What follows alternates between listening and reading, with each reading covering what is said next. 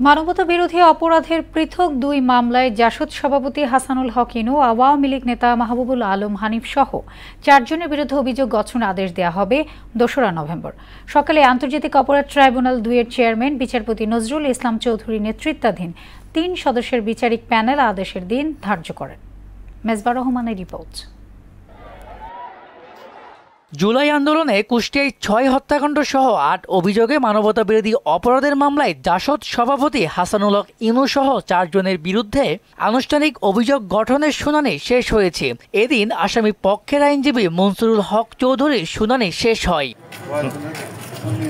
হাসানুল হক ইনুকে এই মামলা থেকে অব্যাহতির আবেদন করেন স্টেট ডিফেন্স মনসুরুল হক চৌধুরী। তিনি বলেন, প্রসিকিউশনের পক্ষ থেকে ভিত্তিহীন ও মন গড়া অভিযোগ দাখিল করা হয়েছে। রাষ্ট্রপক্ষ এই অভিযোগ প্রমাণ করার জন্য আদালতে যে সকল তথ্য উপাত্ত উপস্থাপন করেছেন তার অংশবিশেষ আদালতের দৃষ্টি আকর্ষণ করে বলেছে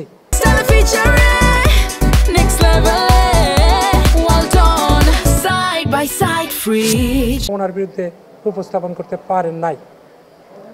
আর দ্বিতীয় যে চার্জ কমপ্লিসিটি, ওনার যে সম্পৃক্ততা, এই ব্যাপারেও কোনো তথ্য উপাত্ত আনতে পারেন নাই। হাসানুল হক ইনুর বিরুদ্ধে অভিযোগ গঠনের আদেশের জন্য আগামী ২রা নভেম্বর দিন ধার্য করেন ট্রাইব্যুনাল।